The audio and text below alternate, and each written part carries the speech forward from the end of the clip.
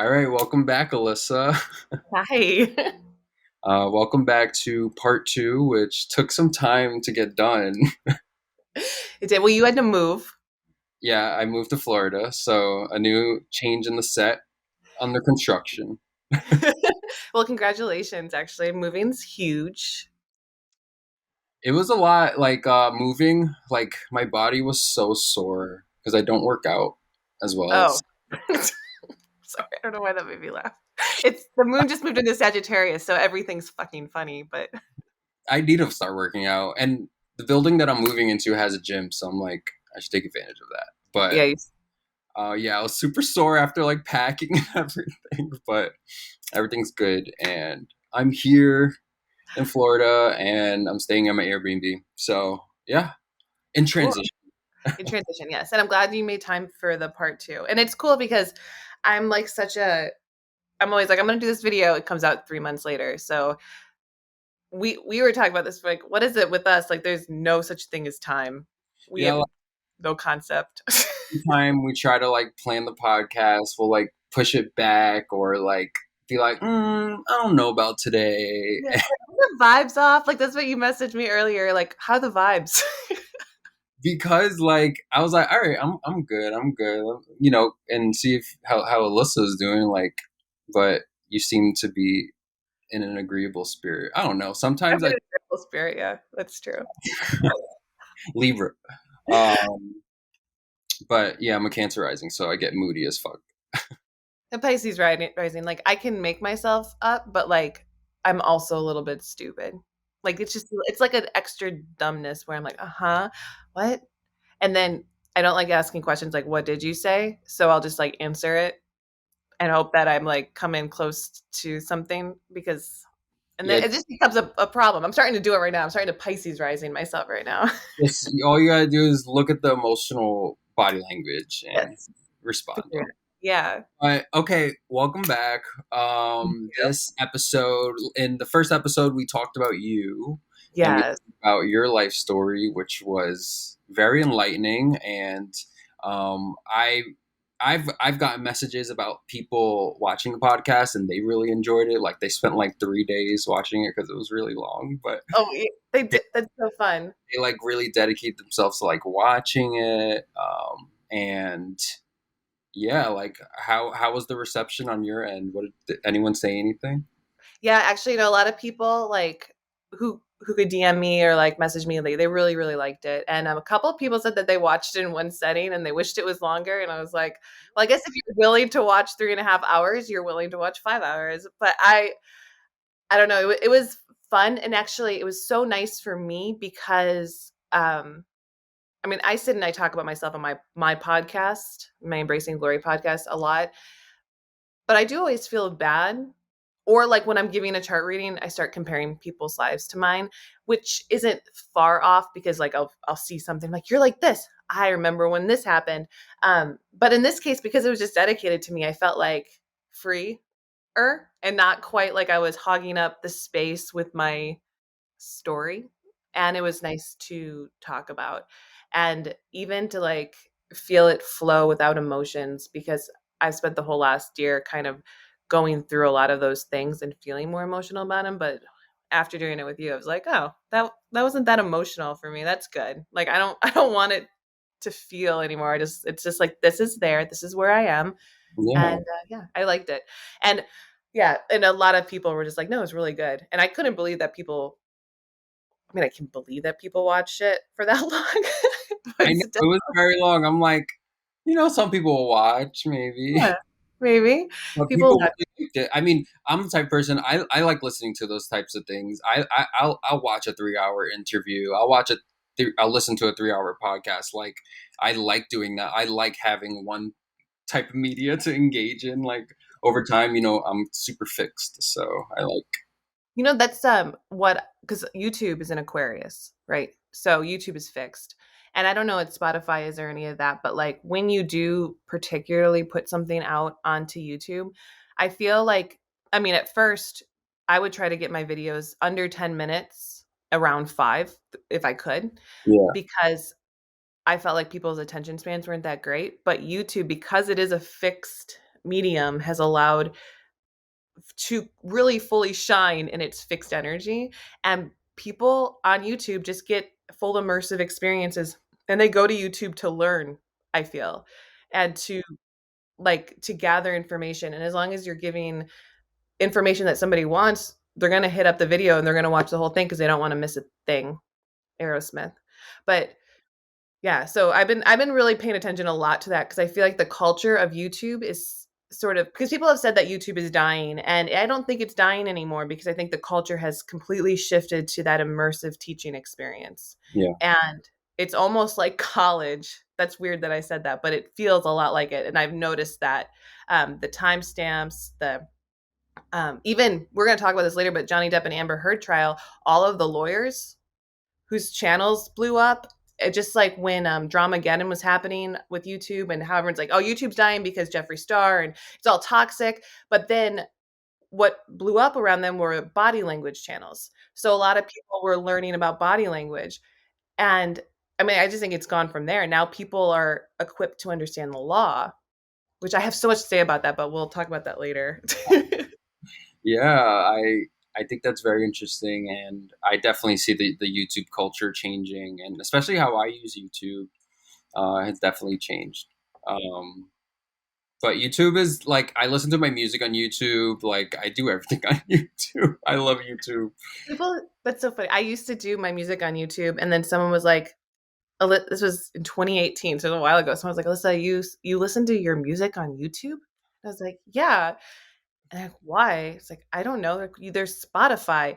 And then Spotify became like crack to me. Like literally Spotify is my crack cocaine. I Yeah, can't get enough of it. no, So I I don't know was if that's good, I was an but OG Spotify user, like back in like 2011, like oh, the Spotify user. I've always been a Spotify user. I have a bunch of playlists, which I love because I can look up, I can listen to all my like music that I listened to before on yeah. there. Um, well, I don't know. YouTube has really great music recommendations for me. Like the music recommendations, like the algorithm is so good. Like they know exactly what I like. That's what my friend Tara was saying. Because whenever Tara sends me a song, it's always from YouTube. And I was like, what are you doing? She's like, where do you think I got all this good music? Because she introduced me to a lot of music. We went on this road trip in November and she just had all these songs. She's like, you don't know who this is or this is? And I was like, no. She's like, well, they just came on my YouTube one day and I liked the song. But it's so funny too, because I'm just thinking about Aquarian energy and she's really Aquarius and that new stuff is good for her. I like, it's really hard for me to, like, I'll be listening to music and I have to be in the mood to hear something new because if something new comes on and I'm not in the mood, like that Taurus energy, it just gets shocked. It's like, no, fuck you. What like, where did this come from?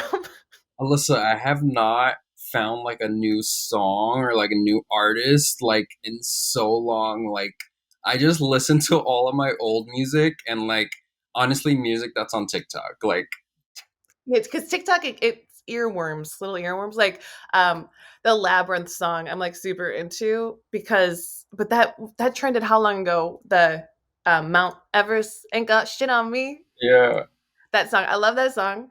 Mount Everest ain't got shit, but I never would have started listening to it if it wasn't on TikTok. yeah.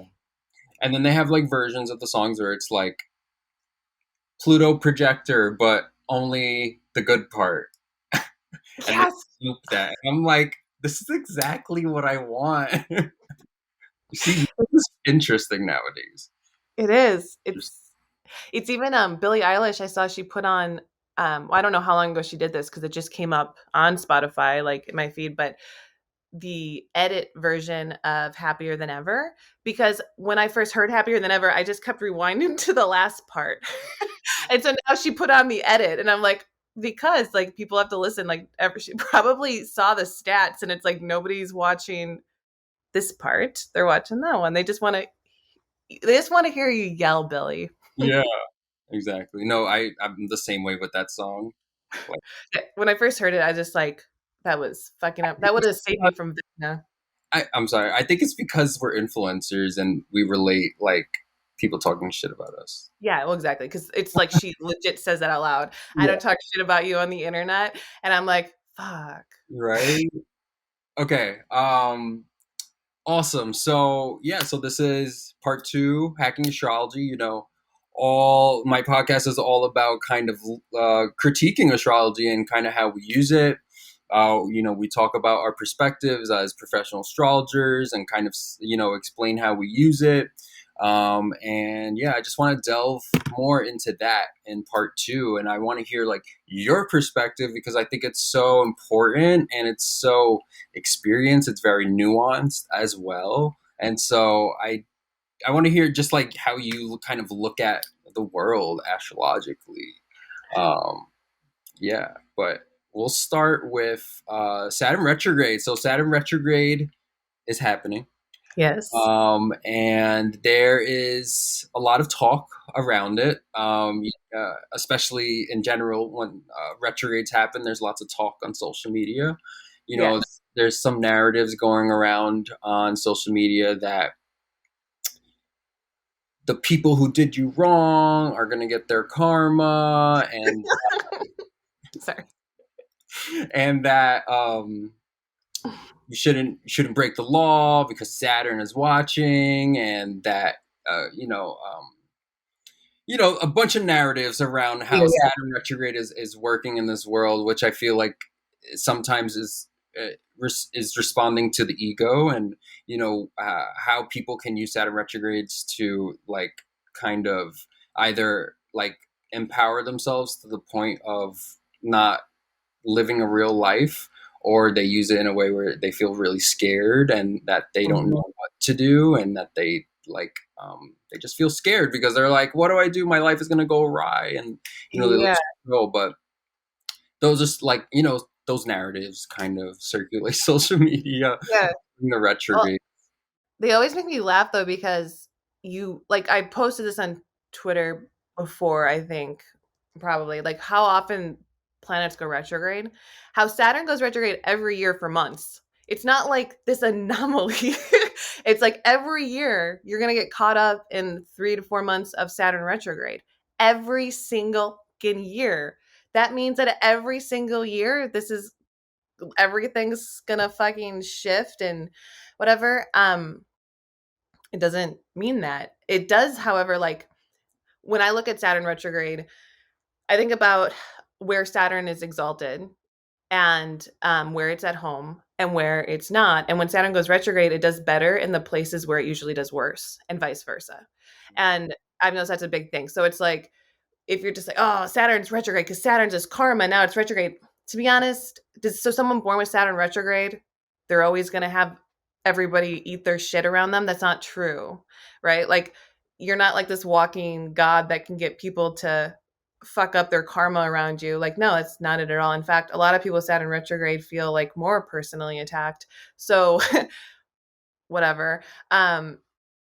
What I've noticed though is like, okay, so if Saturn is direct, it's a really good time to sign contracts and get married because Saturn does really well in Libra. It's exalted in Libra. Saturn is at home in Aquarius and Capricorn. So networking is a lot better when Saturn's direct.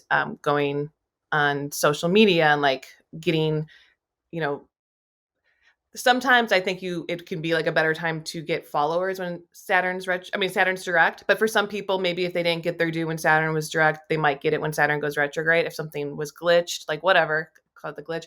But then like Saturn and Capricorn is really nice. So Capricorn type things like your career, everything that kind of goes a little bit slower. Like you have to be slower when Saturn's retrograde and you're talking about your career. Be more decisive, hold yourself back from certain things before you dive into it. That's all. Like it's just don't not do it. Don't quit your job every time Saturn goes retrograde, but like it's going to be a little bit slower. And then it's like, okay, also maybe it wouldn't be a good time to get a new job. However, it's never a good time to get a new job because jobs aren't forever. Jobs are always evolving. So who cares if you started a new job when Yeah, Saturn's retrograde? You might lose it, but that's a viable option no matter when. and like and you're saying that it's good to get married when Saturn's direct. It's good to sign contracts when Saturn's direct. Yeah. What do And then you do? What do you do when you have to get married or have to sign contracts when it is retrograde? you pay attention to the whole chart, to be honest, like because I've noticed like there are certain times. I was actually going through like days to get married in the summer for like one client a while ago, and I made a little TikTok on it. No one really saw it because I was like, I don't really want to like fuck people's brains up about this. However, there are certain days where that Saturn retrograde is a little bit harder, because right now Saturn's in Aquarius, so you probably don't want to get married when the moon is also in Saturn, right? Like just stay away from that because it's going to enlighten that. It's going to make it a bigger deal. Um, but if you had to get married or sign a contract, you can do those things. Just realize that you're making a commitment when it's not necessarily the best time to make a commitment. So how are you making this commitment? What are you making it for? I would just question it and see like, is it from your heart that this is happening? Is this unconditional love? Is this like the truth of your existence? Like that you have to do these things. If you're being forced into it, just know that maybe it's and you don't want to do it, but you're being forced, just know that it will end because you're being forced. Like it, all those things, none of those are necessarily bad. I think they just kind of encourage you to really look at it more so. When Saturn's direct, you don't have to look at it. Yeah. Um, and like, because also, if you look at where Saturn does really well when it's retrograde in moving, you just moved. It kind of can make things a lot better because Saturn is naturally fallen or debilitated. Was it debilitated? Fallen. Debilitated. I cannot talk. It's debilitated in Cancer because it's at home in Capricorn. So think about all the home stuff, family stuff. Like sometimes it's just nicer to be with your family when Saturn's retrograde. I noticed that like I've had more fun with my kids. Just not like I don't have fun with my kids, but I've just felt a calling to spend more time with my children. And they've definitely needed me more too, all of And a sudden. I'll say for me, like with Saturn retrograde, I've become like way more aggressive. Become like really upfront and really honest and really blunt and really like getting rid of all the BS. Because Saturn does poorly in Aries. So when it's retrograde, right? Yeah. Because Saturn is fallen in Aries. Yeah. So let's go by Mars. So when it's retrograde, it's a great time to like stand up for yourself. Yeah. Yeah. And okay, so some people would like say this is very limiting, right? That the fact that you're saying, oh, we have to be careful during this time because of Saturn retrograde. And then some people would respond and be like, but I want to feel free, like how do I come to terms with astrology and feeling free? It's interesting because you're not free. Oh, I'm going to explain it like this. Okay. So I used to know this guy who did he designed video games, right? And one of the major concepts was the idea of open world video games, right? Which is what people want. They want that open world. And he goes, the problem is with test audiences, if you give them, or test gamers, if you give them an open world that is legit open world, no restrictions, no limits, it's not fun for them. It sucks. It's just a horrible experience. There's nothing to do. But if you give them an open world experience with some structure and some rules to it, it all of a sudden makes sense. Why? Because that's the way life is. It just is. So when Saturn is direct, there are still things to be careful about. When Saturn is retrograde, there are still things to be careful about. When you're talking to another person, there are things you should be careful about. I'm not going to comment on certain things about you that I don't like to your face. Why would I do that? Why would I even think to do that? It's like when you start to really understand how certain times are better for certain things, you're just like, oh, I get to live freely within this energy right now. That's cool. I love when this happens. So Saturn's retrograde, you're like, I'm able to speak up for myself. I'm not tied down to the limits of another person. But when Saturn's direct, the other part of the year, I sort of feel more chained to them. And that's a big deal because that's a true statement about it. Saturn retrograde is better for you. It's better to self-identify. It's better for who you are. So it's like that is kind of living more free. And then realizing get that done while the energy is there for you. And when it goes away, um, you'll be in a better situation than you were before it went retrograde. So that when you're actually dealing with people, partnerships, contracts, relationships, etc., you're going to be better at them. Yeah. And I mean, that's what life is, contrast. You can't have the bad without good. You can't have, one without the other. You need to, and that's the beauty of life. When it is great, it is really great. And I Uh, like that. and okay, so do you think that there is a place for free will in astrology? And like, how do you think that interplays with everything? Well, there's that whole idea that one half of your chart is free will, the other half is fated. So, from if you look at one side from the 10th house, the 11th house, the 12th, first, second, and third, that is all free will. And then the fated houses are the ninth, eighth, seventh, sixth, five, four. That's all fated. And it's because when you're dealing with one side of your chart, you're dealing with other people. We are sort of fated or destined as soon as it comes into our combining forces with other people.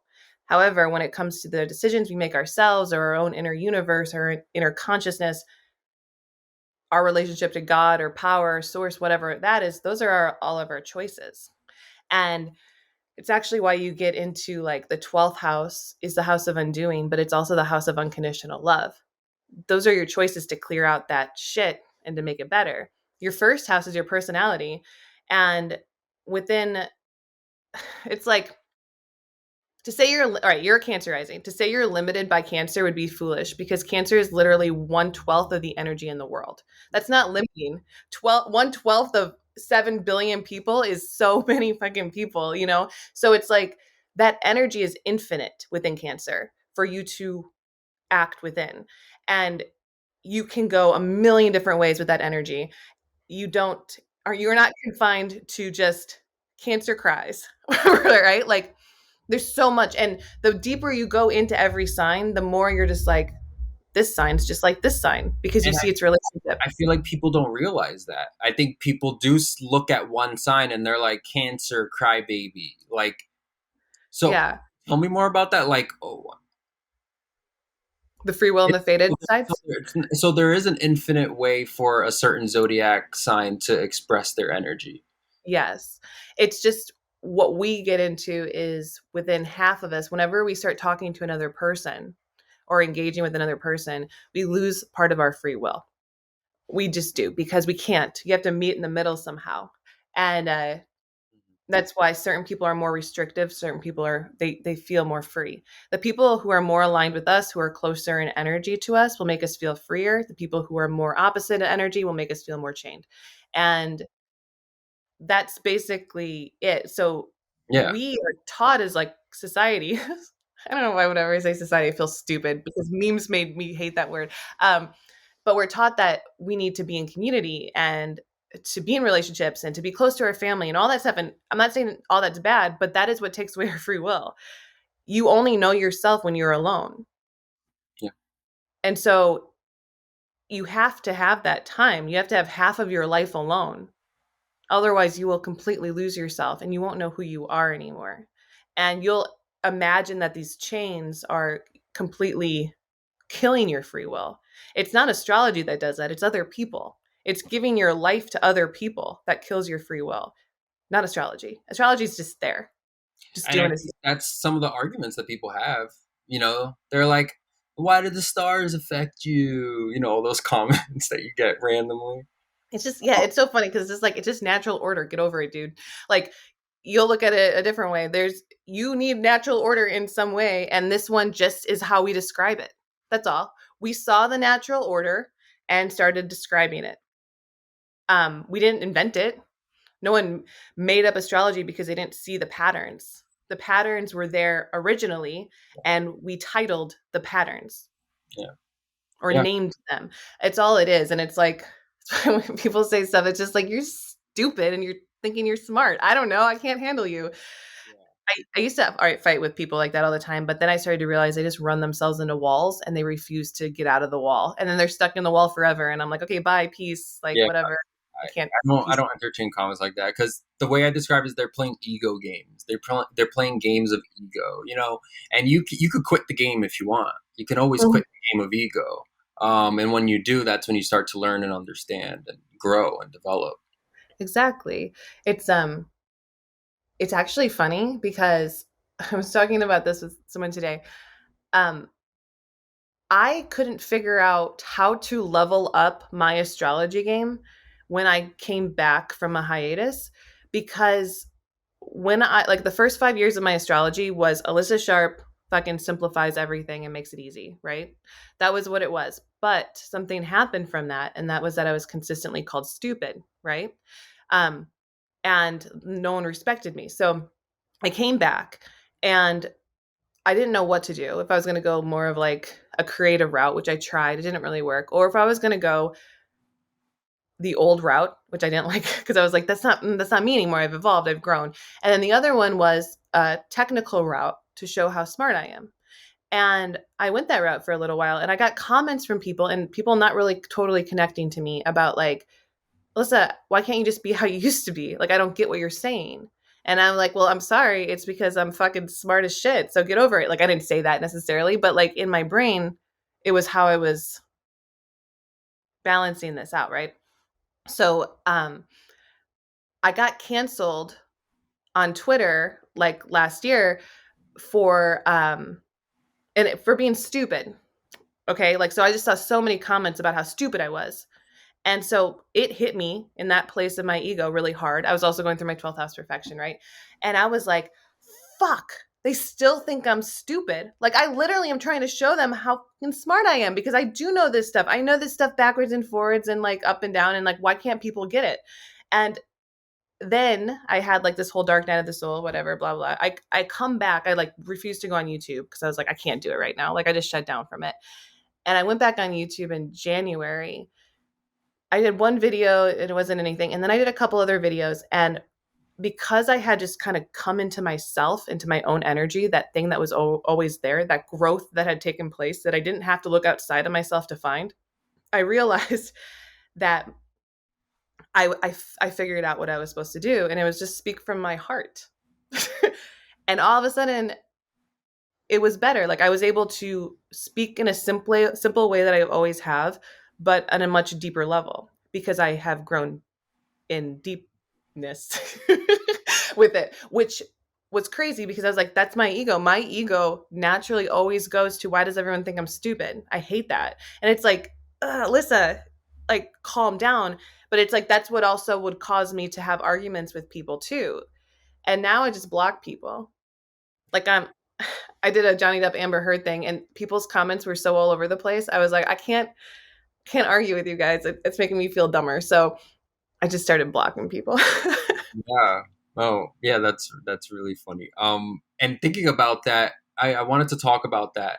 Um, so this is something that I've been dealing with and kind of trying to solve in my head. So maybe like you can help me with this as someone who, has, experience, is about like reading public figures charts, like celebrity charts. And I think like the whole use of it. And, I think that there is like a common understanding that, public figures charts are, up for grabs when it Yeah. comes to like, uh, looking at their charts, looking at their astrology, because it can be defined as like mundane astrology, and it's a way to kind of learn about how certain placements, transits, aspects kind of manifest. Mhm. Um, so first, I want to ask you, like, what has been your experience of like reading charts of celebrities and public figures? Well, years ago when I read them, I got ripped to shreds because Oh, you did. I deleted a couple of them. I thought that I just privated them, but I think I felt it so bad that I like just deleted them because I couldn't handle it. I got people praising it too, but it wasn't that they were not liking the way I read it. It was that I read it. Like that I chose to go there, that I chose to say that this person might have this issue with depression, like that kind of thing. And people were like, I'm disappointed in you. Like, and I hate when people say they're disappointed in me. And it kind of is a trigger. So I was very triggered back then. It was years ago. So I just deleted them all. And then I did them again. And I actually got comments on them in a different way this time. And that was that I was biased. um, which I then privated all of them for a little while. And then I, like, a month ago, I think I just was like, whatever, they can all come back out, because I started to realize that I'm not biased. So that shouldn't bug me. I'm really not. And I did so, and actually, I will say this, I learned a little bit about the criticism from before as well. And that is, I try really hard not to go out and say, this person is a fucking fuck. Like, this person sucks and this is why, because that's not fair and it's not true. And what I got, because I did Jeffree Star's chart and Shane Dawson's chart, and for the most part, the comments were pretty good. I tried very hard to look at them objectively like human beings. And actually, I didn't even try very hard. It's not hard for me to look at people objectively like human beings. I just tried very hard not to put in any sort of like joke, right? Like the little jokes that I might do that I think are funny, they're not funny when you go that way. And I've had to learn that. When I did Johnny Depp and Amber Heard, most recently, the things that I got three very common comments. You can probably guess what they are, but one of them was, I love how you took a very non-biased approach. Two was, you made Amber Heard sound like a horrible person and you made Johnny Depp sound like a great person. And three, you made Johnny Depp sound like a horrible person and Amber Heard sound like a great person. And I was like, do you guys see what's happening here? Do you guys see it? Like, there's no way I did all three of those. That's impossible. So what did I do? I seemed to take no side, which made you appear like feel that I took a side. That's what happened. And I can't win with that. So I thought about it for a little bit and I was like, no, I did good. I did good. But what I feel is though, like, people wanted me, from anybody who was just like very triggered by the whole thing based on what the actual energy of the court case was, wanted me to say really, really bad things about Johnny Depp, and then, vice versa. And there's just no way that astrologers should be doing that. And I also don't like going into, like, when I remember when Robin Williams died, this is weird, that was a long time ago, but I was an astrologer and everybody was reading his chart about like why he committed suicide and stuff. And I thought that that was so horrifying. Right. Yeah. Yeah. And I I didn't know if I was being pompous about that, but I was like, that sounds awful. And then what if somebody has the same things that he has and they're considering it? Then they're like, oh, it's a good time to do it because Robin Williams did it. And I was like, this isn't right. And I know that we want to figure out why people do the things that they do, but maybe we can do it in a celebration of like their life more so than then our astrological ego is trying to be like, I can pinpoint exactly why he did this. That's where it comes down to. And I'm not gonna lie, like with Johnny Depp and Amber Heard, I had much more to say. Um, but the truth is, I don't know. Like, I could say more about their charts together, and I felt that it would be important not to. And only for the sake of anybody who relates to them, and seeing comments of both of them, seeing how there's people who were born similar days as either of those people. It's like, yeah, don't do that shit and don't hurt people because every celeb they're not the only person born on that day. Right. Yeah. Exactly. So there's a lot of ways to do it, but I'm like, I feel very good now about reading charts of celebrities because I've had my chart read publicly by people. Yeah. And same here. Like someone has taken apart my chart, Yeah. and it's like, well, at least for me, I guess I just have a very personal like gut reaction to it, where because it's like I never consented to that. I never wanted that to happen, and then they did it in a way where it just kind of like made very like limiting, and yeah, definitely hurt me, and just like concluded certain things about me that you don't even know me, and I'm not even there to confirm it. So I've just been thinking about it because now I'm on the other side of the you know the whatever. Yeah, I, yeah. I'm the one being I'm the lab rat. Yeah. Now I'm being looked at, and now I'm being objectified, and then people are making limiting judgments on me. And so when I think about celebrities or public figures, I think about them as well. Like they're human beings, and um, for their chart to be, the ones to be taken apart, like I wonder how that affects them personally, but I also Mhm. wonder how that affects the world spiritually, because I believe that our charts are very spiritual maps. They're very sensitive information about us. It is like kind of a map of our soul. Um, so when someone takes a chart and kind of like really takes it apart and makes conclusions when they don't have the person there to like confirm it, I know how that feels to be that person. Yeah. And so it just made me think about like celebrity charts in that way. Yeah. It's it's it is actually really interesting. There's a couple ways that I've looked at it. Um there's more private celebrities that I've done their charts, like Lana Del Rey, Adam Driver, Billie Eilish. They're not as vocal about things, right? And I've done their charts, and when I did them, I really tried to just talk about what I liked about them and what I felt like their purpose was, like giving to the world, because I thought that if they would ever come across it, that they would be uplifted by it. And I thought that that was important for me to do.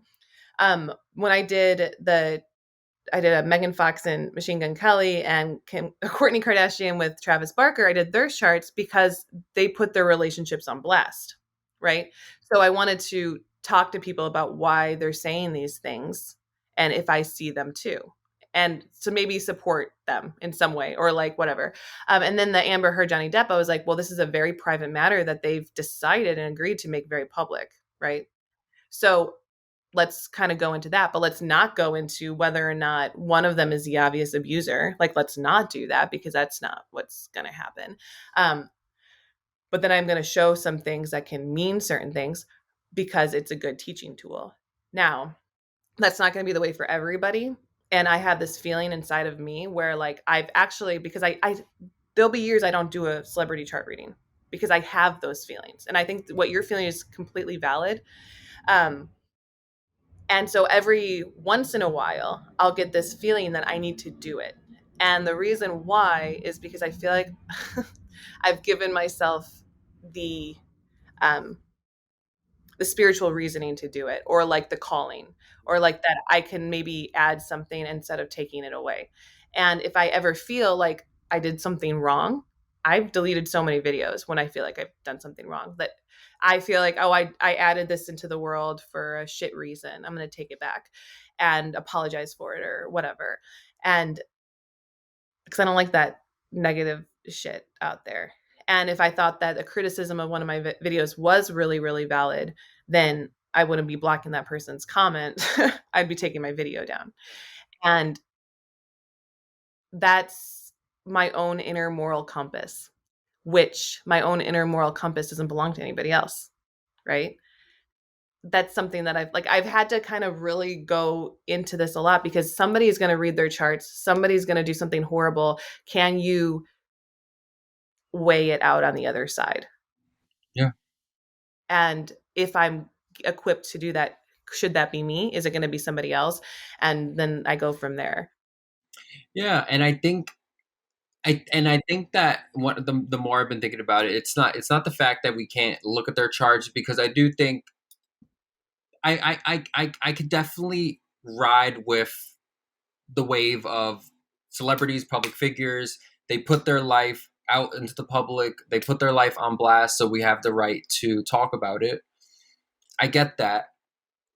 So I think it's fine to look at celebrities' charts, but I think that when we do look at it and make conclusions, that's where we need to be careful, because Mhm. a lot of these people will just go in and make these limiting judgments. Like you said, they're going Yeah. to do it anyway, especially on Twitter when a world event happens and Oh then yeah. look at the charts. And there's lots of discourse around that. Like people are like, it's not the time and place to use that. So it's like we really have to think about when, where, how, Mhm. which we have to do with everyone's chart. Yeah, it's true. And like when you're reading for people, yeah, you're not going to go on and say things like, even when I'm reading for somebody and they're not there, I still like I sit and do my readings for people and I start apologizing. I'm like, I'm not saying anything about your mom. I promise you, it might not be your mom, but I'm seeing some mother figure, like, and I just kind of go into that because I'm like, I don't want to project Exactly.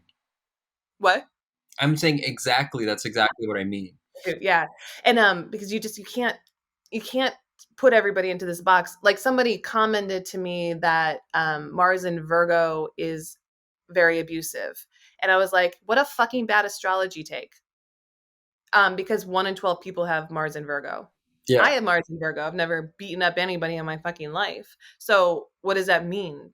Like that's such a stupid take. It's a stupid take. It's a foolish take. It's almost an evil take all at once. Because what if somebody who didn't know saw that?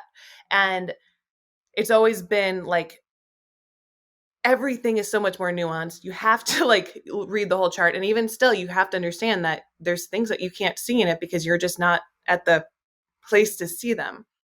Yeah. You'd have to, even working with the person, you might not see them all. I'm an astrologer and there's still things in my chart that I don't see and I'm still learning about me. So to expect that we would know everything is insane. um I was thinking one thing based on being the lab rat or like on the other side of it. Yeah. When I started astrology, I was told by other astrologers on the internet not to give up my chart. Right. That's what they said, right? And I was like, okay, so I didn't. Then I went on like Reddit, like Lipstick Alley, when people were talking mad shit about me and they're trying to figure out my chart. And for some reason, that gut punched me like hardcore. Like I did not like that because they were wrong on every level. And they're like, the way that they were saying that, oh, she must have this square this because she's such a bitch, or like whatever they were saying. And I was like, okay, one, I don't even have that. Like, how do I go on Reddit and just tell you I don't even have that? But I never did. And so what happened was is that I just gave people my chart. And I did it because I was like, you're you're gonna be annoyed by this and you're gonna be poking at me and I'm gonna feel it.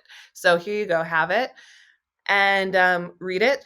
And you might hate certain things about me based on it, but at least they're real. And then I've had a few people read my chart and they've done it very nicely, like in videos. Um, like actually one of my friends, Nicole Brenny, I met her because she read my chart. And when I quit astrology, she wanted to know why. And it was very nice and it was like really warm and it was very sweet. And I've had a couple other people, Brahm Astrology read my chart and this other woman read my chart and they were very, very nice about it. And I liked that energy. So I'm like, I liked it when it was nice. I don't like it when it's shitty.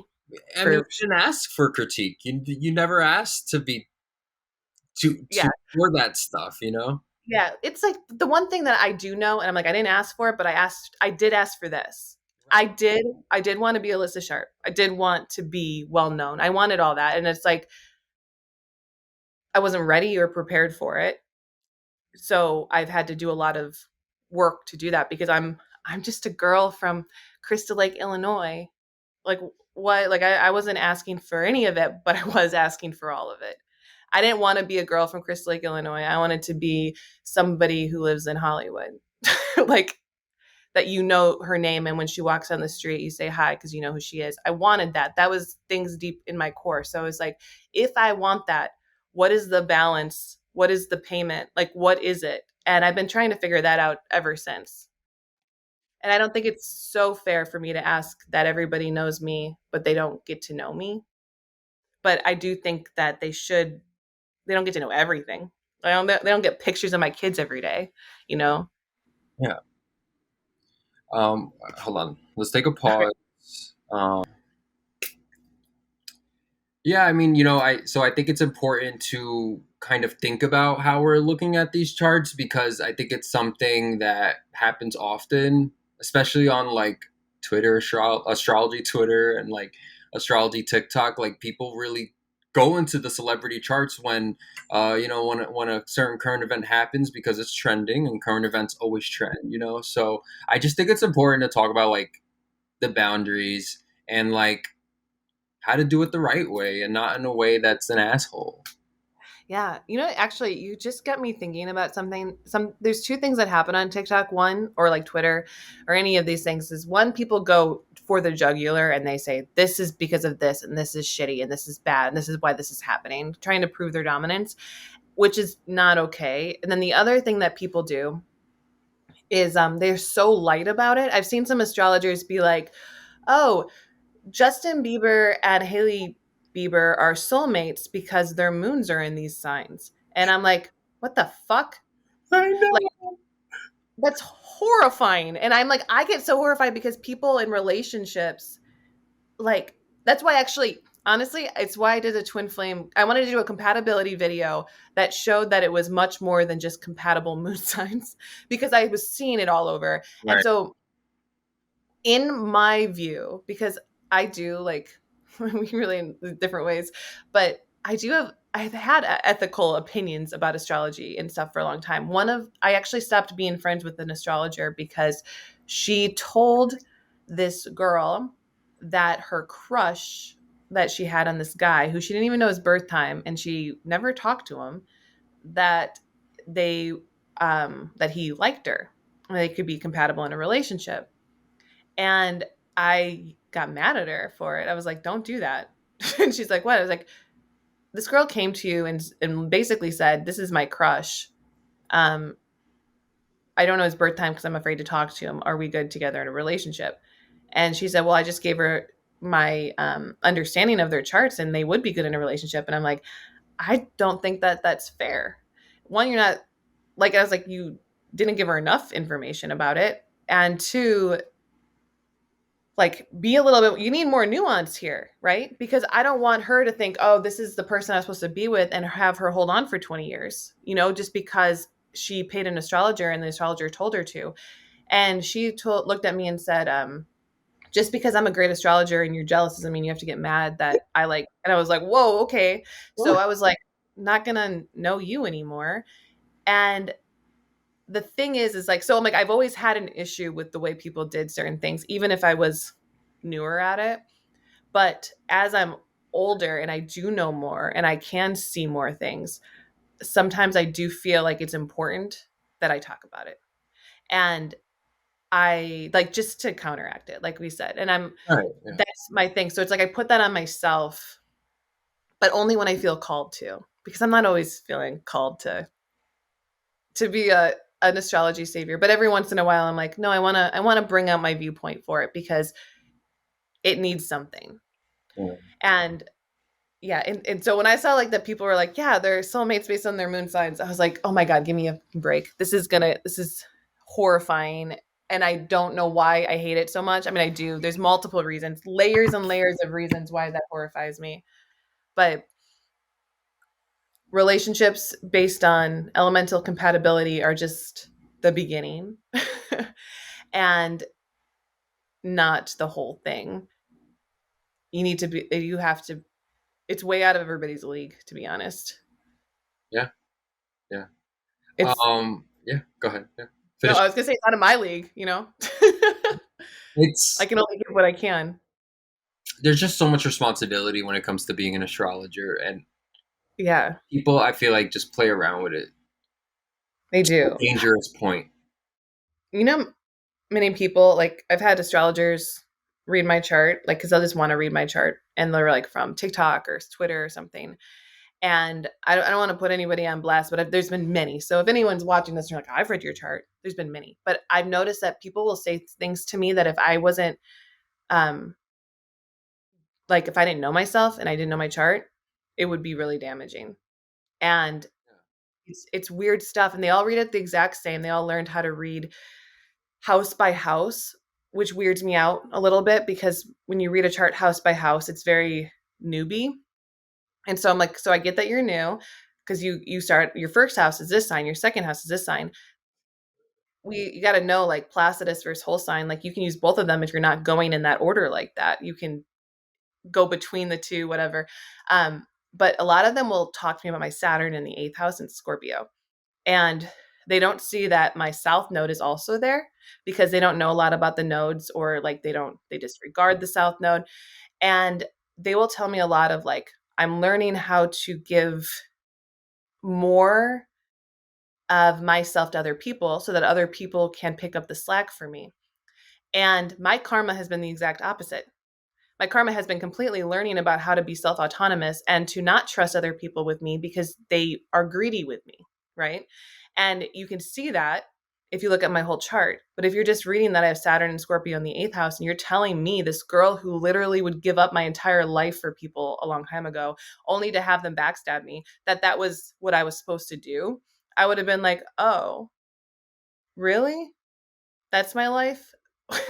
And I would have, like, who knows if I would have kept doing it. And that, like, when I would hear that from astrologers, I'd be like, oh, you just like went there. No, like you can't. Like I'm done now. Like I want to tell you that that's wrong, but I also don't even want to talk to you anymore.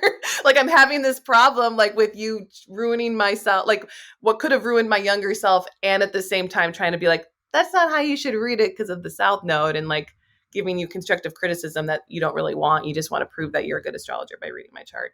I don't know, the audacity. Yeah. So, okay, so I'm curious, what's one thing that you think that you can, as an astrologer, make as a conclusion for Johnny Depp and Amber Heard's chart? Like, what's one of the things that you found, or just what's one thing that you think that is a very reasonable read on their charts? Um, One is Johnny Depp has this big T square in his chart. And when I saw it, I was like, this guy is very self destructive. As I saw it, it's like he's incredibly self destructive, and he's going through a second Saturn return. So if he loses, it's because his karma was not fulfilled. If he wins, his karma is fulfilled. That means he did something right. Saturn doesn't give a fuck what we believe. Saturn does what it's supposed to do. And Johnny was going through his Saturn. No, he wasn't. It was right after his Saturn square, when Amber filed for divorce, or the temporary restraining order. So that would have been when Saturn was in Sagittarius, I think. But his Saturn square was in Saturn and Scorpio. So he would have gone through a lot of different karmic changes up into this point, getting him prepared for a second Saturn return. And if he didn't learn his lessons, he would have lost. You can't fake that. And that was part of his T square, and it was in his seventh house of relationships. And it also showed that this like Mars, Pluto, I think it was Uranus, I forget what it was, when in Virgo, and the way that it was a part of this in square, a lot of things showed that he was very self-destructive and not necessarily outwardly destructive unless you're like attacking him like an animal. And I thought that was very obvious in Johnny's chart. Like, and I was like, that's something that I think is out there. I don't think I talked about his second Saturn return because I didn't want that to be a prediction video. That was very important. I'm like, I don't make prediction videos unless it's for personal use, like your sign, like this is what's going on with you, because I'm not going to predict for other people anymore. And the thing with Amber was she also had a T square. I didn't know exactly where it fell, so I couldn't tell you what houses it was in, but she did have Mars conjunct Neptune as a part of this T square. And I said something, and I've gotten some flack for the wordage I use, but I use the word because I've a lot of my friends have been sex workers, and throughout like understanding my friends and being sex workers in like every different way, whether it's like strippers or cam girls or any like what's it escorts, whatever, like all this stuff. Yeah. I know a lot of them. I love them and I know them, and I've never had any issue with anyone based on that at all. So I said a remark where I said it's got prostitute energy. And people don't like the way that I use that. I've never heard the term prostitute is used negatively, and just because I'm friends with people who would call themselves prostitutes and joke about it, I was just like, that's what I would call it, because of the sacred prostitute as well. There's a sacred prostitute energy. So I just called it prostitute because to me, that's the most spiritual form of this whole thing. And that's not a derogatory word for me. But that I felt was very obvious in Amber's chart. that Amber has very loose boundaries when it comes to how she's going to project herself in this world and how she's going to utilize her body to get the things that she wants. That seemed very obvious in her chart, and I got flack for it for saying it, but I was like, I'm going to say it anyway. A lot of people also didn't like that I said Johnny Depp was self-destructive and that Amber might be more destructive on the outside. But I was like, but no, if you can read this T square, you can see how it's self-destructive. If you're just going for Mars conjunct Pluto and that means he destroys everything, then you're not reading the whole thing correctly. You're not reading it fully. Right. And that's, you need to read the T square. And if you don't know how to read a T square, you shouldn't be reading these charts like this. How like the energy is released in different ways. Yeah. Exactly. And it doesn't always Yeah. release externally. And but Amber's very obviously did release in a certain way that was more external and more about being free with her body and open with her body in a point where I don't that's what it looked like, and it wasn't not obvious too. And I wouldn't have said it if it wasn't something that was kind of already public. Like not even kind of. Like if you can research Amber Heard and it adds to it. So I wasn't going to say it unless it wasn't something that was already there. And I'm already kind of stuttering about it because it feels weird saying it, but I do feel like those are some things that I just saw that were so obvious that I was like, this means this. And it's okay that it means this. It just does. Like, I don't have any problem with anybody with Mars conjunct Neptune. I just want you to know that that's what it does. Yeah. Yeah. Or like, you know, that's just a thing. It's That's what just we the have. story that's being told. That's just the reality of the energies. That's Exactly. It is. And it's a if you look at Mars conjunct Neptune, it's like no barriers on your sex drive. Okay. No barriers. That's freedom there. That you can look at it that way too. It is what it is. So hopefully I didn't say it negatively, but people will pick up what they think. no. Thank you for explaining that. And I think that that can help people understand how to look at a chart and then how to work with the boundaries of it. And really like hone in on what how to really look at a celebrity chart. So I Oh appreciate yeah. you telling me that. What I wanted to talk about next was your time on YouTube. I feel like when you came onto YouTube, you were critiqued by other YouTubers for Mhm. tainting the art of astrology. Um, Yeah, poor I want to know like what that felt like. What did it like? Okay, so we talked about this on the other podcast of what the environment looked like, but like what was your approach in, I guess, making astrology more lighthearted? um I have always been someone who like wants to do things that I want to see.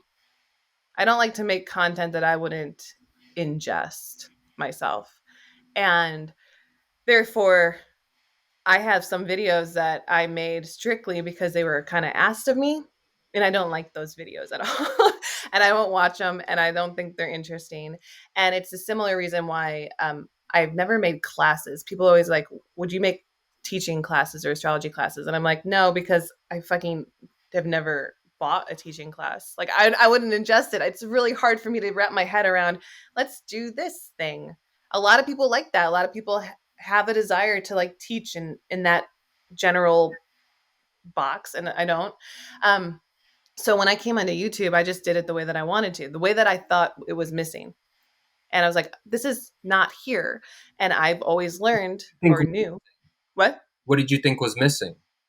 I thought it was missing. Like when okay, I would go Google back in 2012 or 2010 even when like 2008 and stuff, I would be trying to Google information and I would only be able to come up with like certain websites. And they were like Wix website, like just older websites, a lot of things. Some of them were pretty scary about certain aspects of your chart. Like if you're going to have this, you shouldn't get married. Or like for me, it was like if your moon is here, you have to get married. Otherwise, you'll ruin your life. Stuff like that, fun stuff. And I, I don't know why it's all about marriage since I'm a Libra, but like the energy of what I saw felt old Okay. and not like me at all. And I didn't understand why I felt like I was the only person in the world fucking around with astrology in my daily life, and why, in order to talk to anybody about astrology, I had to teach them first. Like I was just I nobody knew what I knew, and nobody was talking about it the way that I wanted to talk about it. So if I went online, I couldn't find people enjoying just having fun talking about astrology, right? And so I went on YouTube and looked when that started happening. There was this girl actually on YouTube. She was very cute and had a very soft voice, kind of like very ASMR. And she's not there anymore. And I forget her name. But she would talk about placements of astrology. I remember watching her and being like, she's very sweet. And I actually don't remember when I was watching her, but I do think she was like just a girl talking about how she liked astrology. And she stopped though. She didn't want to do it anymore. And she just kind of stopped because it wasn't anything to her. But I remember being like, she's got her own thing going on. I like how she's talking about things she likes in astrology. But she's so sweet. And can anybody just like talk about astrology and be a little bit more crass or something? I don't know. Like I was just looking for that. So like, Right. sorry, I was staring off into space while I was thinking of that because I'm like, I forgot about her. Yeah. But there's like, I was like, I need to, where am I? Like, that's what I was looking for. I was just looking for a mirror on the internet of somebody who was like me, who was talking about it the same way I was. And there wasn't. So then I just started doing it. And then quickly realized why there was nobody doing it. Possibly it's because astrology was completely gate kept. Gate kept. It was, there were so many gatekeepers, and you had to be a certain way. Otherwise, you were going to get destroyed by these gatekeepers. And everybody was. And it was like it was learned within them to be gatekeepers. Because even certain astrologers who have changed up the way they do things didn't do it until after I got destroyed for it. They were doing it the old way, which was like daily horoscopes and things, because that was existing before me. And um, realistically, there's a lot of daily horoscopes. That's what was on YouTube. And I was like, I don't care about my daily horoscope. It's pointless. Stop it. I was like, I don't need that. I just want to like somebody talk about how fucking annoying Aries are. Like, well, how do I deal with this energy? How do I live with it? Like, and what does Yeah. it mean? And Yeah, what does it mean? And like if somebody's wants to learn how to read a chart, like how can I explain this to you in a way that makes sense to you? Because nothing made sense to me when I was learning it. I would read shit. That's actually, I probably went a long about way to do this, but I would read stuff and it didn't make sense to me. I'd be like, how, like, what are these written in Old English? I don't know. Like, I was just like, I don't get it. And so I would be like, I had 100 charts, you know, and like my astro.com database, which I'm so lame like that because I don't use software. I just still go on astro.com because I never needed software. I never had it for years. I couldn't afford it. And so finally, when it came down to like, oh, you're a real astrologer, Alyssa, what software do you use? Nothing. I just go on and I look at the chart. I can pull up a chart anywhere online at any time. I don't need my software. Um, Software also tells you stuff, and I'm like, I've never needed that. I don't need other people's verbiage on what this is because I figured it out and I have it all up in here. But I I just would go and I would look at people's charts weekly before I did YouTube. I would focus on one aspect of something, like, oh, Mars. I'm gonna look at all my friends and I'm gonna look at what their Mars is, and then I'm gonna like stare at them like this.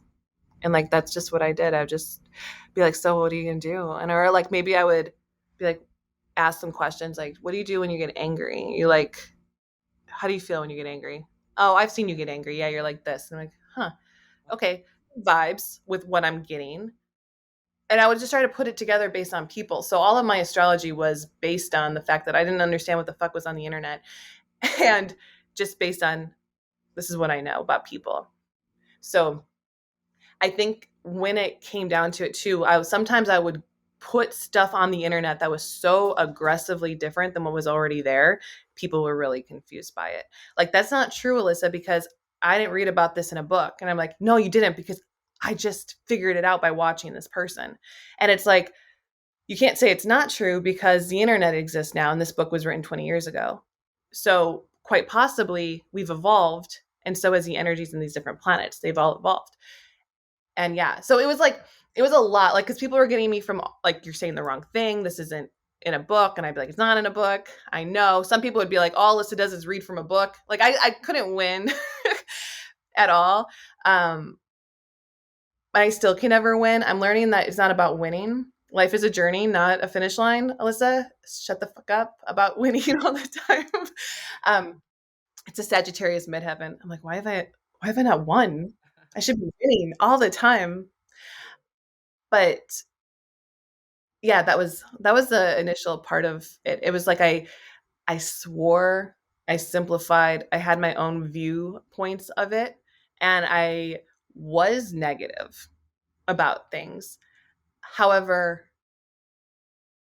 I was negative equally. I was an equal opportunity negative person, and I would try very hard to talk about the positives and the negatives of each sign or each placement and go deep into them. And when I really got into like all my videos on the planets and the houses, I would spend 1 to 2 weeks on that energy. Like, so if I was going to do a Mars and Virgo video, I would have spent 2 months on Mars and Virgo, like in my brain while I was at work because of the server. I'd be like, got to figure this out. Or like if I was pregnant, I forget what was going on with that. I was pregnant. And I'd be like watching people, watching myself, trying to figure it out. Um, and then at the very end, I'd be like, I think I got it. And so I would just turn on the webcam, and I didn't have a script or anything. And I would just start speaking all the stuff that I was learning. And it definitely made for something different, which I think is what a lot of people have allowed themselves to see too, because now people are much more conversational with it and observational. People are writing the new astrology because it has to change, right? We're in a new age. That's pretty much all I've been thinking about recently, because and that's what I want to explore through this podcast. And the story is not ending here, like as this podcast continues, and we're gonna keep talking about it and talking about it and talking about it and building on that. But yeah, it's like I feel like we're in a totally new era. Like we are leaving a pandemic. The world is very different in how we work and how we Mhm. socialize. There's different like human physical boundaries and barriers. So it's a different space, right? And it's also a very racial space that we live in today, where race matters a lot, um, Mhm. gender matters a lot, and so like we take into account like all of these outdated like delineations of certain astrology things, and then we place it in today's society, and it just doesn't fit. And I feel like we have to be recontextualizing it, or we have to at least be talking about it. And I feel like no one's talking about it. And I feel like people just run to traditional astrology to find control, to find Mhm. expectations. And it's like, what are you, I'm probably going to rustle some feathers, but it's like, what are you doing clinging on to traditional astrology? Like, Yeah. we're supposed to be progressing the astrology. Like, we are the astrologers that we dreamt of. We are the astrologers that we studied. Like, we are those people. Like, when people talk about the astrologers of Greece, like, we are those of Mhm. 2022. Like, Yeah. and we have, I, Every we have personal power. We have power, you know? Sorry, go ahead. No, I was gonna say like every one of those astrologers from back then was progressing it, right? Yeah, exactly. They were They built. were all yeah, they were making up their own systems. It's not like these old Hellenistic systems that we just recently rediscovered um were not one time brand new, right? And it's like, so what kind of new system can you bring into this world, or are you going to be regurgitating nonsense crap still? Because there's a couple of things where I realize that people have not gotten on me, and one of them is my midheaven thing, because I said that like, because it was my discovery. I love talking about my discoveries. I'm gonna pat myself on the back, but that we act like our midheaven online. And when I figured that out, I was like, the midheaven was created for social media and online systems. Like that's really where the midheaven came from, because nobody could explain it. Like, I read a Midheaven book. It was so boring. I tried to understand the Midheaven before. I went on forums. I was trying to like figure this out because I was trying to figure out what is a Midheaven. And then all of a sudden I was like, shut up, stop, look around. Nobody really had a Midheaven unless they were royalty or famous. And it was harder to be that back then. So nobody really ever got to see themselves in that light. But now everybody does. And that's what's throwing people off when they're reading their charts and stuff. And so I was like, that's it. And I said it. And I noticed no traditional astrologers have fucked me up on that one. They actually kind of use it. And it's because I explained it to them in a modern way, and they have to use it because it makes too much sense. But that should be done with everything. It's just that the midheaven was impossible to see otherwise. And if anybody were to like see it and be like, no, the midheaven was, no, it wasn't. You guys could not construct a complete fucking sentence about the midheaven. You had to take up 5 pages to explain something that's very simple. It's your public image. That's all it is. Yeah. So nobody had a public image until recently. Only few people did. Yeah. And so that's why, like, my Midheaven series is the one that everybody likes the best. Yeah. I want Pisces. I want Pisces. I know. I'm actually restarting up my system. I had a little moment where I went through a dark night of the soul. I didn't care about Midheavens at all because I wanted to die, like, or like hide. But I'm coming back. I'm going to do everybody's Midheaven on YouTube and give you guys the full thing, because I do think it's so important for people to figure out how to utilize it the best so that they don't have to think about it. Because nobody should be up here thinking about their public image all their life. It's so pointless. We have so much more to do, but it's that public image that we're obsessed with because we don't get it. And that's where I've like been actively for years trying to like help the midheaven energy out. It's a new prospect. And I think I've progressed it even more, at least on TikTok, where people have started to say it's your career, it's your career, it's your career. But I said, hold up, that's a very capitalistic understanding. Sure, yes, we live in a capitalistic society, so we can look at the midheaven as career, right? Yes, In a way. in a way. But it's really about our public image. It's about our public reputation. It's about our legacy. It's about Mhm. the historical imprint that we leave on this world. Yes, it's our glory. And you're on something too. When people say it's a career, I'm like, get the fuck out of here. You can find any pop star with a different midheaven. So does that mean that in order to be a pop star, you should have the same midheaven, right? It's Doesn't make so sense. reductive. It is. It's like I every astrologer that I've met has a different midheaven than me. I've literally only met 2 astrologers that have Sagittarius midheavens like me. So what does that mean? Like, you can't be an astrologer if your midheaven isn't Sagittarius, or what, like, it's so stupid, it doesn't make any logical sense. Yeah, exactly. the it's the energy in which you portray yourself in the world and what the world wants from you. Simple. And that's why I just feel like it's important to talk about these things. Like, even to have the discussion, like, I'm not on here saying this is what I think and everybody has to think this way. No, I'm saying sorry, I'm getting so like Weird. angry that I'm hitting the lamp. But I'm still here. Don't. I'm sorry. I have to like plug in my Yeah, computer to plug somehow. I don't know how that happened. I could cut this out. Okay, sorry. Um, There. Okay. like, I'm not on here trying to convince people of a certain angle or get them to enter my cult of a certain knowledge. Yeah, yeah. Oh, I just want to talk about it. Like, I want to hear what you think. I want to hear what you think. Like, let's have a wise, constructive conversation about this. Like, let's not just be so closed off about it. Like, in traditional astrology, well, this is what this is about. And like, no, like, let's. Can you think a little bit more? Like, can you push it a little bit more?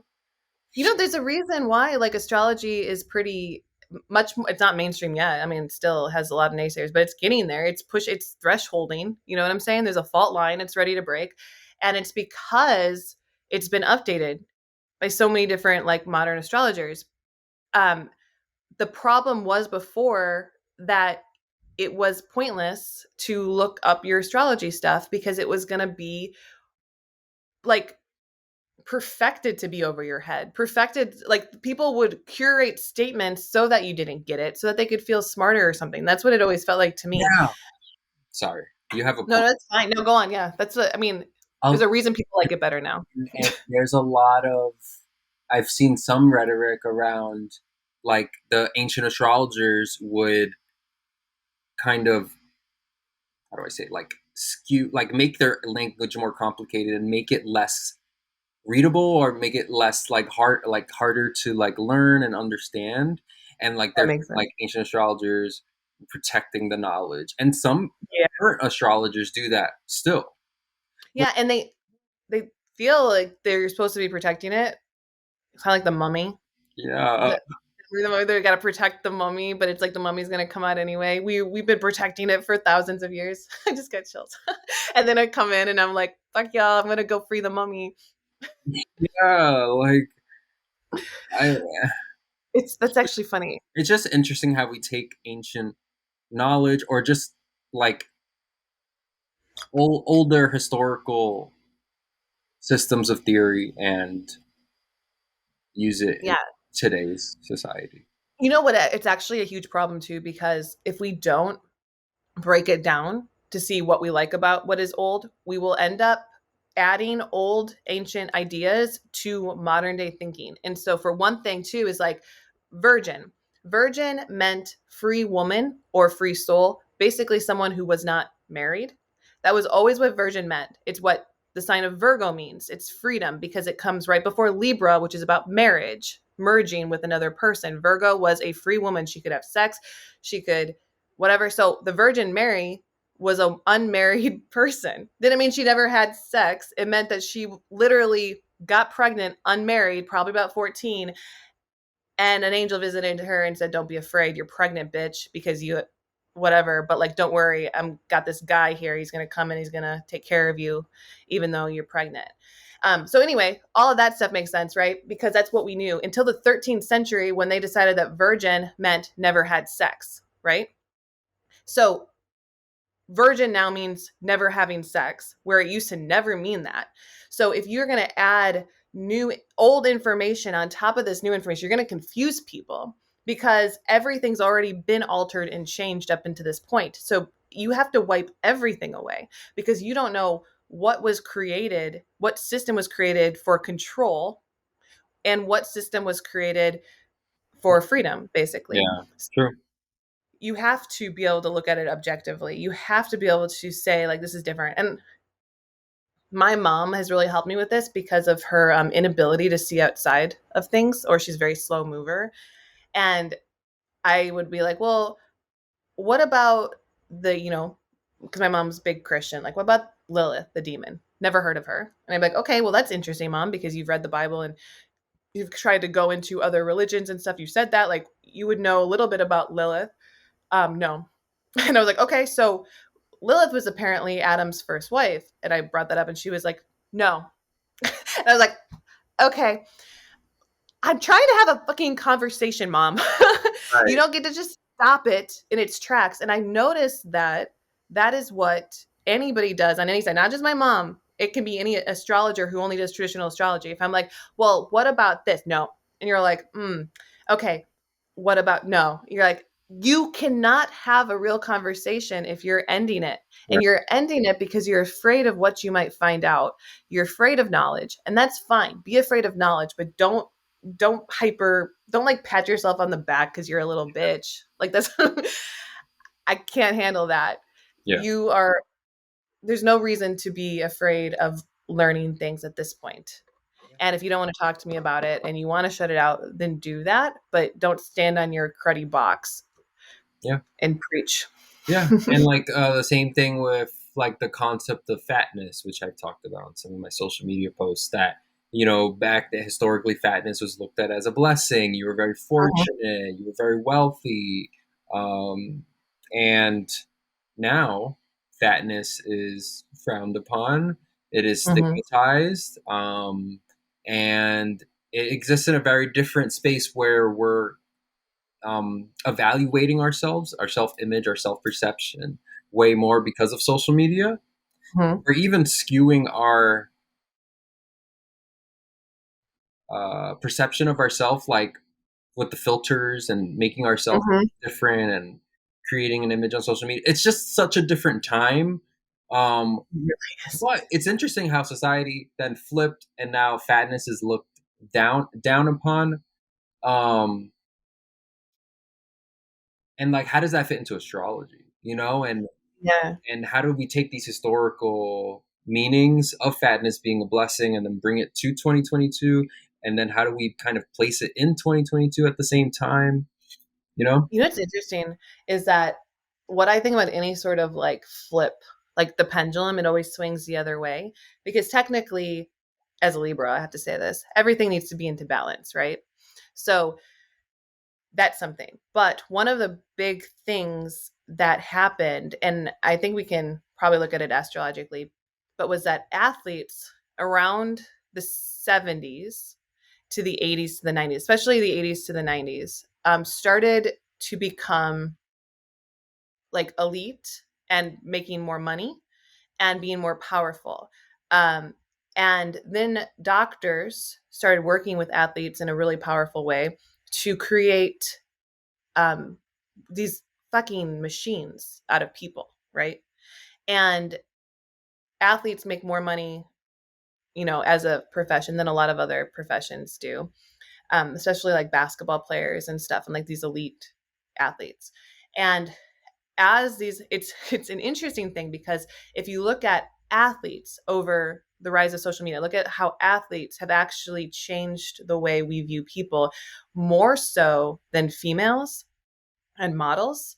Like we can pinpoint certain things, like cellulite was never a problem until they decided in the 60s that cellulite was a problem and they created a cream for it, and then all of a sudden cellulite became a problem, but we never saw it that way before. You can look at that, but that's so tiny. And I've always like noticed, because I love I don't know if you've ever seen The Last Dance, Michael Jordan's documentary on Netflix, or like Winning Time on HBO Max. Like I love those little I like sports and stuff. I used to be a basketball manager, like in high school. I do the stats for the basketball team, and I used to play basketball. I worked in a sports science center. You did? Okay, that's really cool. So you can kind of like see this, all right? Because I'm like starting to be like, why am I going off into this athlete thing? Like it's a side hustle. I work with athletes a lot. Okay, so when you work with athletes, you start to understand the human body in a way that we never understood the human body back in the day. You utilize the human body to be warriors, to protect you. And so that made you look down on them because they were front lines, like Marines, grunts, stuff like that.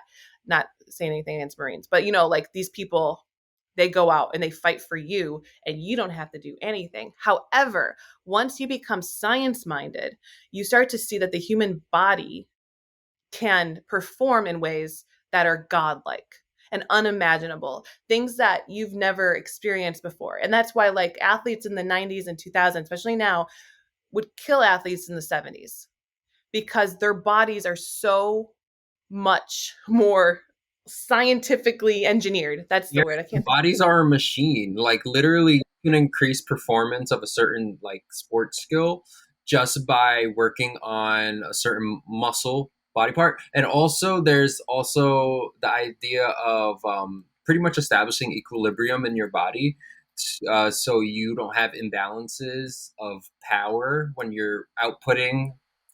So see, And it's like once you actually, and there's science and lots of data to back it up, that once you make it more balanced, like in terms of your power output, it leads to less likelihood to get injured.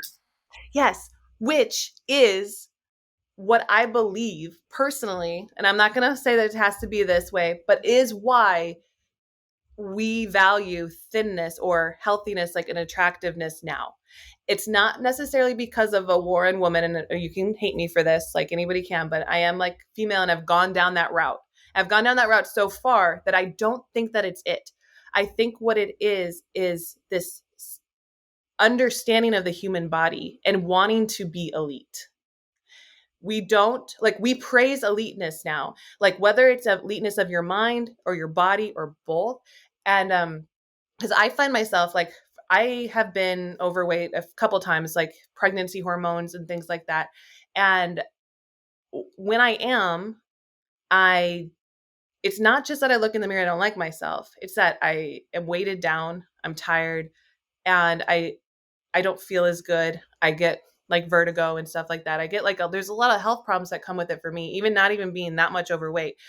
But and then been a big thing is that I like to run and I can't run as far when I'm heavier because I'm carrying more weight.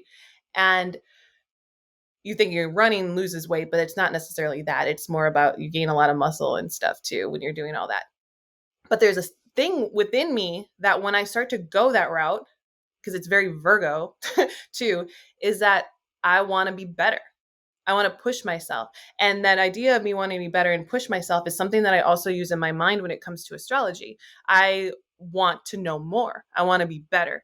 And what I believe is that our desire to be better for ourselves should not be projected onto anybody else.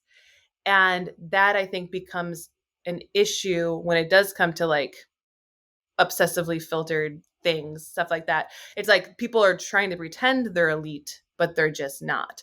Or I've met, so many women with eating disorders who are in a similar position that I'm in because they want to be valued for their thinness, but they don't also want to be elite. They just want to appear to be. And that actually, I want to make sure that that didn't sound like that. I'm not trying to say that anyone with an eating disorder is trying to be elite without putting in the work. That's not true. It's like, that's not at all, because I said it and I was like, that sounded kind of like it, but it's more like they see what they don't know how to achieve it. And so it becomes self-hatred. That's where it is. And that's the eating disorder, is more of the self-hatred, where self-love comes in trying to be better, trying to be the best version of yourself. But also it's balance because it just is balance. Like I can't not, even, it doesn't matter how much I want my body to be finely tuned and not be injured and to like feel healthier and like to sit here and be like, man, I feel good about myself when I sit here because my back doesn't hurt, because my abs are strong, like that kind of stuff. Or like, I want to be able to lift a box and not get hurt, or lift my kid up and not be hurt. Like these things are, I think they're valid. But we also our ability as a human nature to then shame people who are not like that is insane. But that might even just trickle down into like how we just attack anything that we don't like, or that's not trying, or that we perceive is doing the wrong thing. And it's like, it has nothing to do with anybody doing the wrong thing or putting themselves out there doing the wrong thing. We're very judgmental people. Yeah. And this is like kind of a little bit of a rant, but that's the thing. I think that's the reason why it's flipped a little bit. Like, and like in general, it's flipped because we have become as a culture desiring elite forces in every area. Okay.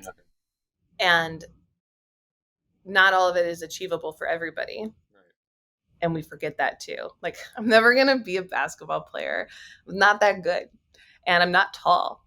And wasn't bred for it. And I can't do it. It's just a lot of things. There's a lot of reasons why I can't be a basketball player, which sucks for me. I'm not going to obsess about it though. Yeah. I mean, I tried to play basketball. I suck. So, and I'm tall and slender and pretty fit. So,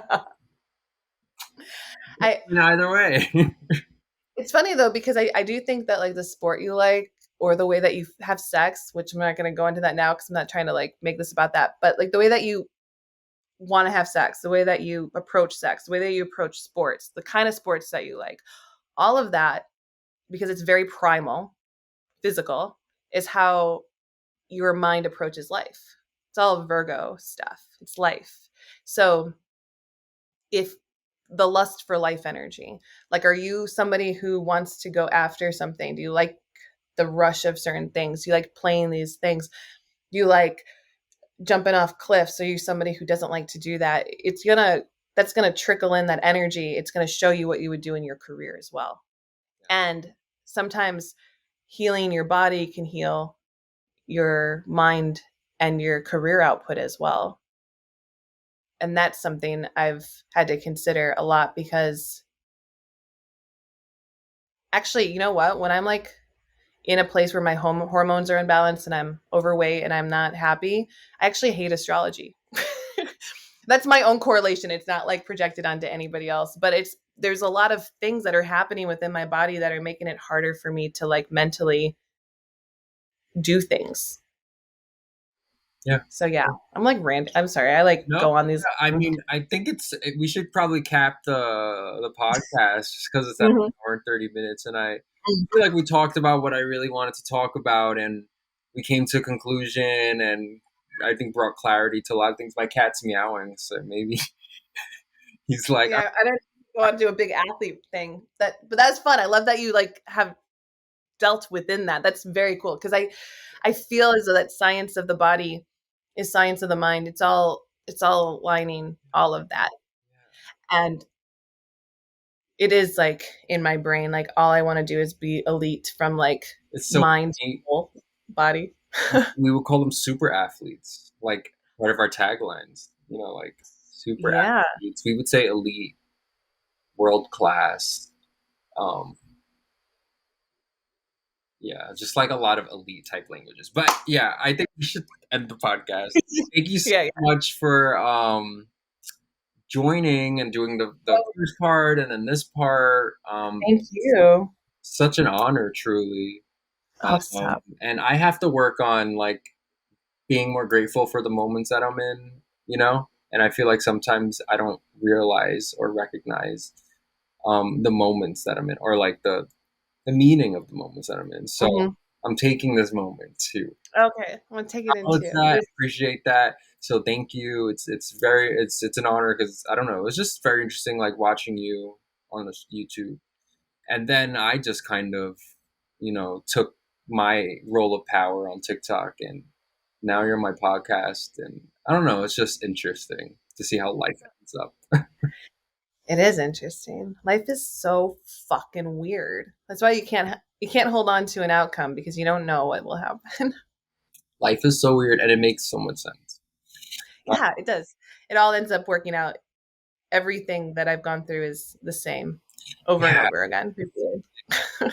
But okay, thank you so much. If you guys like the podcast, don't forget to share it. Where you could rate it 5 stars, review it. Um, Follow Alyssa if you're not following Alyssa anymore at the Divine Venus. She's on YouTube, TikTok, Instagram, Twitter, right? Yeah, my Twitter's stupid. And you have No one. a podcast. We talked about a podcast. We talked about your podcast, which talks about fairy tales. And the Bible. So in case you like my little thing about the Bible that I mentioned a couple times, big thing there, which Um, is why it's not on my main channel. Yes. Oh my God, there's a spider. Oh, that's cool. There's a spider right now. That means something. Wait, this is so weird. I was texting my friend yesterday, Jojo, and he said that as I was texting him, a spider appeared. Really? That's interesting. My North Node is Scorpio. Yeah.